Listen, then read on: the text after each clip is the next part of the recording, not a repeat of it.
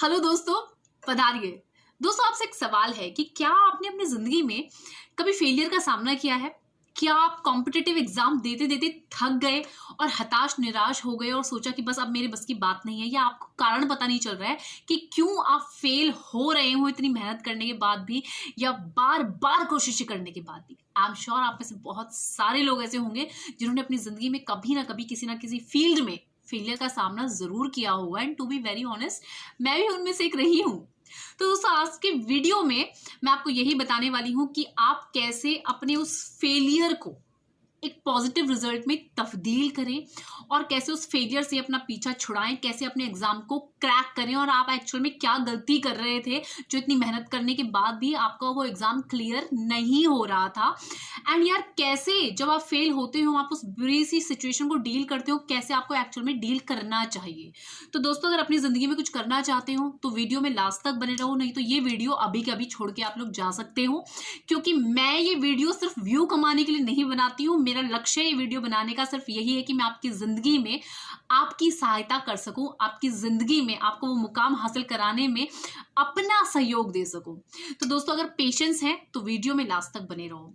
मेरा नाम है लाइफ कोच सिस्टर आरती और मेरा काम है आप सबकी जिंदगी को बेहद खूबसूरत बनाने का। तो चलिए शुरू करते हैं। दोस्तों, जब हम एग्जाम देते हैं ना, कोई कॉम्पिटिटिव एग्जाम देते हैं, बड़ा सारा प्रेशर होता है। एंड स्पेशली जो बच्चे सिविल सर्विसेज की तैयारी कर रहे हैं, बड़े बड़े एग्जाम्स की तैयारी कर रहे हैं, हालांकि छोटे एग्जाम की भी तैयारी कर रहे हैं, घर वाले बहुत पैसे लगाते हैं, बड़ा प्रेशर होता है क्योंकि कोचिंग बहुत महंगी है, रहने का खर्चा, कहीं फॉर्म भरने का इतना ज़्यादा खर्चा, महंगे महंगे फॉर्म है, कहीं आना जाना, पेपर देना, और प्लस आपकी इतने सालों की जो मेहनत होती है। तो भाई प्रेशर लेवल कम नहीं होता है, तो मजाक बात नहीं है कोई कॉम्पिटिटिव एग्जाम निकालना। हालांकि इन सबके बाद भी बहुत सारे बच्चे एक अटैम्प्ट में अपना पेपर क्लियर कर लेते हैं, बहुत सारे बच्चे एक दो अटैम्प्ट कुछ और लगते हैं उनको, और बहुत सारे लोग बहुत साल अपने इसमें व्यर्थ कर देते हैं और उनको लगता है कि बस अब मेरे बस की बात नहीं है। और ऐसे सिचुएशन में काफ़ी बच्चे ऐसे हैं जो अपनी जिंदगियां तबाह कर लेते हैं, सुसाइड कर लेते हैं, अपने घर वालों को पीछे रोने के लिए छोड़ देते हैं। स्ट्रेस उनका इतना बढ़ जाता है, डिप्रेशन इतना बढ़ जाता है कि वो उस सिचुएशन को डील नहीं कर पाते। तो पहला तो मेरा मैसेज उन बच्चों का है जो सुसाइड करने के बारे में सोचते हैं, हथियार डालने के बारे में सोचते हैं और उस सिचुएशन को डील नहीं कर पाते, स्ट्रेस हो जाता है उनको इतना, डिप्रेशन हो जाता है। तो भाई अगर ऐसा है तो भाई सही हुआ कि तुम फेल हो गए। जी हाँ, बुरा लग रहा है सुनने में आपको, पर हाँ सही हुआ, क्योंकि एक उस ऑफिसर लेवल की जॉब पर बैठकर इतना ज्यादा स्ट्रेस हैंडल करना बहुत बड़ी बात है। और अगर आप यही स्ट्रेस नहीं हैंडल कर पा रहे हो, इसी सिचुएशन पर अगर आप सोच रहे हो कि हम सुसाइड कर ले, तो शायद आप उस सिचुएशन के या आप उस पद के लायक नहीं हो। ठीक है, तो फिर वो सपना ही तुमने अपने लिए गलत देख लिया। एंड अब ये है कि भाई जब ऐसी स्थितियां आ रही हैं तो क्यों आ रही हैं आपकी जिंदगी में, और फेल हो गए तो आपका क्या रिएक्शन एक्चुअली में है और क्या होना चाहिए कि आप भविष्य का पेपर सही निकालो। तो पहली चीज भाई, जब हम फेल होते हैं तो पहला हमारा रिएक्शन होता है डिनाइल की। सबसे पहली चीज हम डिनाई करते हैं कि नहीं यार, मेरे साथ तो ऐसा हो नहीं सकता, मेरा तो पेपर अच्छा गया था। दूसरी चीज होती है हम कर्ज करते हैं। जी हाँ, हम दूसरे लोगों के ऊपर उसका आरोप लगाते हैं, हम सोचते हैं कि कॉपी चेक सही से नहीं हुई।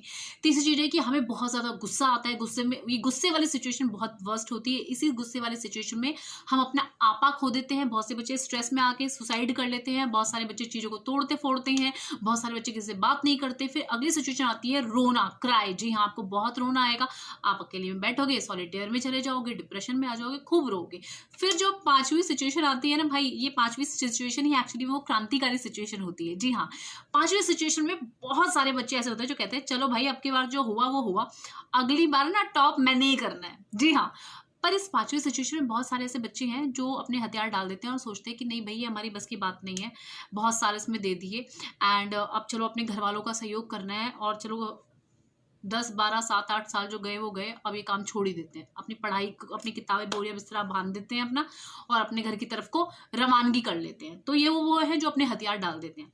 तो भाई एक बात मैं आपको बताना चाहती हूँ कि जब भी आप इस तरह के पेपर की तैयारी करते हो, पहले तो अपना माइंड को हर सिचुएशन के लिए प्रिपेयर रखो कि भाई सीट कम निकलती हैं और फॉर्म भरने वाले बच्चे बहुत तादाद में होते हैं, आपका सिलेक्शन हो भी सकता है और नहीं भी हो सकता है। अगर कोई कमी कसोर नहीं रही, आप उस ऊपर की क्रीम लेयर में आओगे और पूरे डेडिकेशन के साथ अपना सब कुछ करोगे, तो भाई आज नहीं तो कल आपका सिलेक्शन हो ही जाएगा। 1 साल लगे, 2 साल लगे, 3 साल या 10 साल लगे, अपनी कमर कस लो कि भाई जब तक नहीं होगा हमने नहीं हिलना है। ठीक है, अब ऐसे में अगर ये वाली सिचुएशन आ रही है और आप रो रहे हैं, धो रहे हैं, आप दूसरों को कर्ज कर रहे हैं, अपना टाइम वेस्ट कर रहे हैं, डिप्रेशन में आ रहे हैं, सुसाइडल थॉट्स आपके दिमाग में आ रहे हैं, तो भाई ये सिचुएशन आपको भविष्य में भी असफल बनाएगी।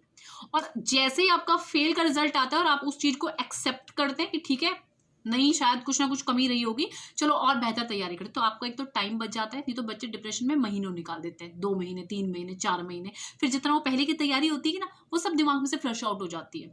तो जब भी भाई रिजल्ट आए, हर सिचुएशन को अडॉप्ट करो, सोचो कि एक प्रेशर है जो मुझे हैंडल करना सीखना चाहिए, जो मेरे आने वाले टाइम पे मेरे बहुत काम आएगा, पहली चीज। दूसरी चीज, भाई दोबारा से अपनी तैयारी में जुट जाओ, क्योंकि आपकी हार तब तक नहीं होती है जब तक आप हार नहीं मानते। अपने दिमाग में ये बात बिठा लो कि आपकी हार तब तक नहीं होती है जब तक आप हार नहीं मानते हैं। और अगर आप जिंदगी में कभी फेल नहीं हुए ना किसी भी फील्ड में, तो भाई आपका जो मनुष्य जीवन है वो उसने आपको कुछ नहीं सिखाया और आपने अपनी जिंदगी में कुछ करने की कोशिश नहीं की। तो भाई बधाई हो अगर आपने कभी भी किसी ना किसी फेलियर का सामना किया है, क्योंकि फेलियर आपका सबसे बड़ा गुरु है।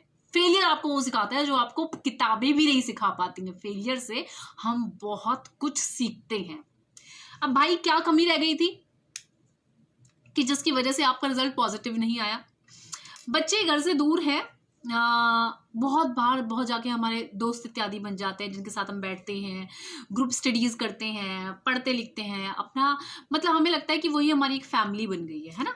तो जब आप बाहर पढ़ने के लिए जाते हो ना, तो ये सोच के जाओ कि भाई ये जो साल है ये हमारा साल है और इस साल हमें इतनी जी तोड़ मेहनत करनी कि कहीं कोई कमी कसौर ना हो जाए। एक जिम्मेवार इंसान की तरह जाओ, क्योंकि आधे से ज्यादा बच्चे तो भाई चिल करने जा रहे हैं। एक्चुअली में आधे से ज्यादा बच्चे चिल करने जा रहे हैं।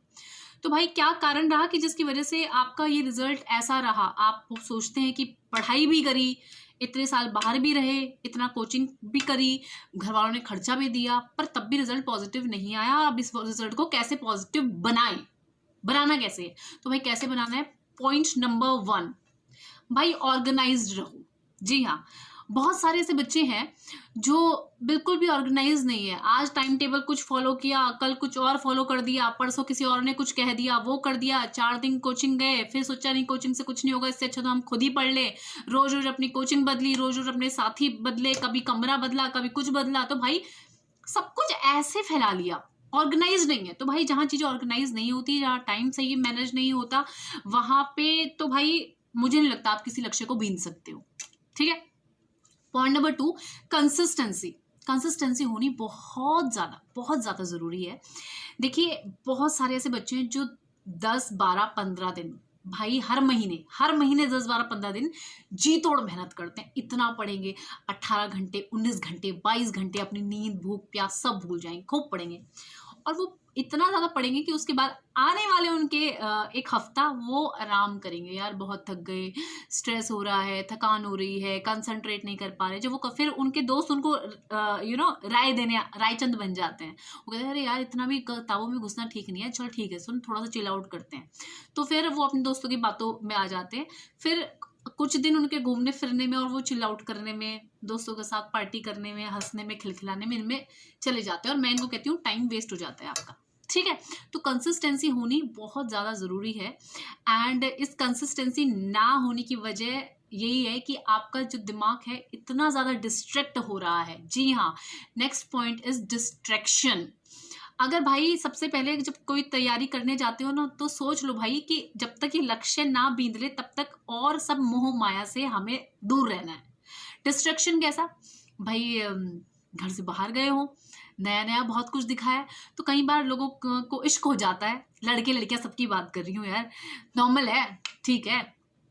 तो भाई उस इश्कबाजी में ना कई बार हमारी पढ़ाई बहुत सफ़र करती है, रूठना बनाना पड़ता है, टाइम देना पड़ता है, मिलना मिलाना पड़ता है। तो भाई ये जो डिस्ट्रैक्शन होते हैं ना, ये हमें एक्चुअल में तबाह कर देते हैं। बहुत सारे घर वाले ही खुद डिस्ट्रैक्ट करते हैं और बच्चों को चलो भाई शादी कर ले, इतना टाइम हो गया तैयारी करते करते, कोई बात नहीं, कोई आ जाएगी, उसके बाद हो सकता है उसके भाग्य से हो जाए। तो कुछ लोग भाग्य विधाता बन जाते हैं ऐसे में।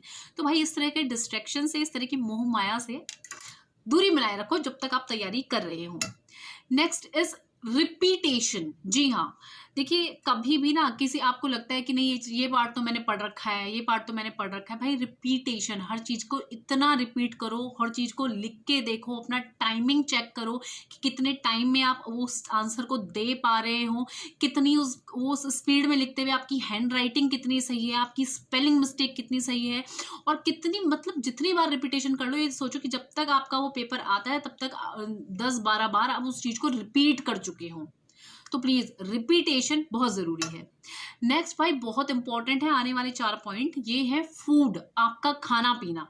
भाई ये कहा गया है कि भाई जो विद्यार्थी जीवन है ना वो सधने का है, यानी कि जैसा साधु का जीवन होता है वैसा होना चाहिए आपका विद्यार्थी जीवन।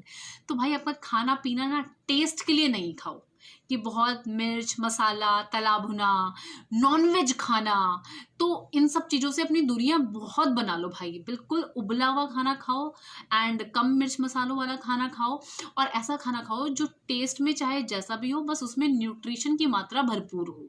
Please proper nutrition, proper diet लेनी बहुत ज़्यादा ज़रूरी है, टाइम पे डाइट लेनी बहुत ज़्यादा ज़रूरी है। और इस तले भुने मांस मदिरा और हैवी गरिश्ट आउटसाइड ये जो आप फूड खाते हो पिज़्ज़ा बर्गर, इन सब से जब तक तैयारी कर रहे हो भाई तब तक के लिए राम राम कह दो।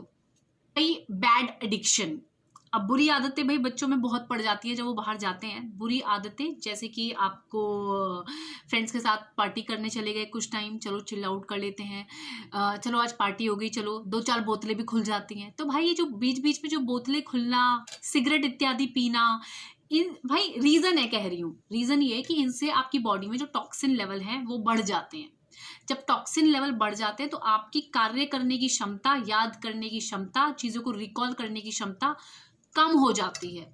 और भाई जब तक खुद से नहीं कमा रहे हो तब तक ये पार्टी वार्टी भूल जाओ। अगर कोई लक्ष्य आपका बड़ा है, लक्ष्य छोटा मोटा है तो भाई फिर ठीक है कर रहे हो कोई बात नहीं, तो तब तक के लिए ये अपनी बीड़ी सिगरेट इत्यादि छोड़ दो, क्योंकि आपका टॉक्सिन लेवल बहुत बढ़ता है, स्ट्रेस आपका बहुत बढ़ा देता है। और अगर आपको आप खूब पीकर और सिगरेट विगरेट पी के, दारू इत्यादि पी के अगर सो गए तो क्या आप सुबह समय से उठ पाएंगे? और आपके, मैं कहती हूँ आपके 2-3 दिन ऐसी वेस्ट चले जाएंगे। उस समय को कई बार लोगों को लगता है ना डोपामिन रिलीज हो रहा है, ठीक है और अच्छे से पढ़ेंगे, भाई वो पढ़ाई फिर व्यर्थ हो जाती है। देन भाई बहुत इंपॉर्टेंट पॉइंट है स्पिरिचुअलिटी। जी हाँ, आपको देखिए स्पिरिचुअल होने में और सुपरस्टिशियस होने में ना भाई जमीन आसमान का फर्क है, ठीक है। तो स्पिरिचुअल होने के बहुत फायदे हैं। पहला, आपका ध्यान लगा रहता है, ठीक है, थोड़ा मेडिटेशन करो। दूसरा, आप रेगुलर बने रहते हो। तीसरा, आपके अंदर पॉजिटिविटी रहती है। चौथा, आपकी होप जो होती है वो खत्म नहीं होती है, अच्छी वाइब्स रहती हैं, आपका वातावरण शुद्ध होता है, आपकी डिसीजन मेकिंग पावर अच्छी हो जाती है, आपकी याद करने की क्षमता बहुत बढ़ जाती है। और यार कहा जाता है कि जिस चीज़ को आप शिद्दत से चाहो पूरी कायनात आपको उससे मिलाने में लग जाती है। तो भाई ये शिद्दत ही है, एक तरह का समर्पण ही है कि भाई हमारी वो रेगुलरिटी जो पढ़ाई में ना, वो रेगुलरिटी हमारी थोड़ी सी ध्यान साधना में भी हो बहुत ज़रूरी है, और उनका एक्चुअल में इम्पैक्ट पड़ता है। कुछ बच्चे 4 दिन कर लेंगे फिर छोड़ देंगे, चलो अब तो पेपर आने वाला है छोड़ देते हैं, कुछ दिन छोड़ देंगे, चल यार फिर अगली बार से करेंगे, अगली बार से करेंगे। बहुत सारे बच्चे देखें जो बड़ी बड़ी मन्नतें मांग लेते हैं, खूब व्रत इत्यादि करते हैं, फिर कुछ टाइम बाद क्या करते हैं, वो चीज़ छोड़ देते हैं। डोंट डू दैट भाई, डोंट डू दैट। ये ऐसा करने से आप अपने खुद के मन के साथ छल कर रहे हो, और ऐसा करते हो तो कई बार आपको लगता है कि यार मैंने तो ऐसा नहीं किया, तो मन में एक शक की क्षमता आ जाती है ना। तो अपने ध्यान को अच्छा करने के लिए, अपने फोकस को बढ़ाने के लिए, पढ़ाई लिखाई को सही करने के लिए, टॉक्सिन लेवल को खत्म करने के लिए, अपने कंसंट्रेशन को अच्छा करने के लिए, अपनी पॉजिटिविटी बढ़ाने के लिए स्पिरिचुअल रहो भाई, बहुत ज़्यादा ज़रूरी है, बहुत हेल्प मिलेगी। मैं नहीं कहती सारा दिन में माला लेके पड़े रहो, पर भाई रोजाना 20 मिनट सुबह 20 मिनट शाम उस ईश्वर के नाम जरूर छोड़ो। एक टिप आपको दे रही हूँ, वो है हाइजीन। जी हाँ, अपनी हाइजीन मेंटेन रखो। देखिए जब आप हाइजीन मेंटेन रखते हैं तो आपको आलस नहीं आता, आप पॉजिटिव रहते हैं, आपका कंसंट्रेशन अच्छा रहता है, और आपका जो काम होता है वो और ज़्यादा प्रोडक्टिव और ज़्यादा बेहतर होता है। तो भाई अपने अंडरगारमेंट्स रोज बदलो, पहली। दूसरा, अपने शरीर के अपने प्राइवेट एरियाज की साफ सफाई रखो, अपने कपड़ों को साफ सुथरा रखो, अपनी इंटरनल हाइजीन का भी ध्यान रखो कि आपका पेट इत्यादि साफ हो, कब्ज इत्यादि ना हो, टॉक्सिन्स ना बढ़े बॉडी में। एंड स्पेशली अपने फेस का भाई दिन में कम से कम 3 बार या 4 बार हो सके तो अपने मुंह को जरूर धुलो। पढ़ने वाले बच्चे साबुन से अच्छे, मुंह में अगर किसी भी तरह की गंदगी है, क्योंकि आपकी जितने भी जो सेंसरी ऑर्गन है, आपका सुनना, देखना, नाक, खाना, तो ये सब सेंसरी ऑर्गन यहाँ है। तो इन यहाँ इतनी सफाई रहेगी ना तो अंदर से वैसी शुद्धता रहेगी, शांति रहेगी, और आप फ्रेश फील करोगे। तो अपने फेस की सफाई का स्पेशल ध्यान रखो, दांतों को मांज के रखो, आंखों को दिन में कई बार धुलो, अपने कान की सफाई करो, कुल्ला करो। कुछ कुछ भी खाते हो और ब्रश अच्छे से करो, तो अपने सेंसरी ऑर्गन्स को एकदम नीट एंड क्लीन रखो। And last but not the least, एक इम्पॉर्टेंट एक स्पिरिचुअल टिप मैं आपको देना चाहूंगी कि भाई अगर एक्चुअल में अपने पेपर को क्रैक करना चाहते हो और बहुत मेहनत भी कर रहे हो, पर वो होप ना छूटे और इजीली चीजें आपके पास आए, तो भाई खुशबू से अपना नाता मत छोड़ो। जी हाँ, खुशबू से अपना नाता मत छोड़ो। कोई भी खुशबू अपने पास हमेशा रखो। वो कोई खुशबू वाली क्रीम होती है जो आप अपने हाथ पैरों पर, मुंह पर लगा सकते हो, कोई अच्छा परफ्यूम हो सकता है, क्योंकि जो खुशबू होती है वो आपकी पॉजिटिविटी को बढ़ाती है और नेगेटिव चीज को आपसे दूर रखती है, आपका ऑरा पॉजिटिव रखती है। तो अगर ये वाली चीजें कांस्टेंट रेगुलर अपना ली तो भाई कोई भी ऐसा पेपर नहीं है जो आप इजीली ना निकाल पाए। फेलियर होगा भी तो अगली बार आप और नए एंथुजियाज्म के साथ और अच्छी तैयारी के साथ और अच्छे नंबर से उस पेपर को पास कर लोगे। तो करना क्या है भाई, डिस्ट्रैक्ट नहीं होना, ऑर्गेनाइज रहना है, अपनी साफ सफाई रखनी है, स्पिरिचुअल बने रहना है, टॉक्सिन से दूर रहना है, बुरी आदतों से दूर रहना है और अपनी साफ सफाई का विशेष ध्यान रखना है, रिपीटेशन करना है। और भाई आज पार्टी अगर छोड़ दोगे तो भविष्य आपका है। वीडियो पसंद आया तो लाइक करना, अपने सारे उन तैयारी करने वाले दोस्तों को, अपने भाई बहनों को, अपने बच्चों को, सबको शेयर करना ताकि बहुत से लोगों की मदद हो सके। फिर मिलूंगी आपकी जिंदगी में एक नई आशा लेकर।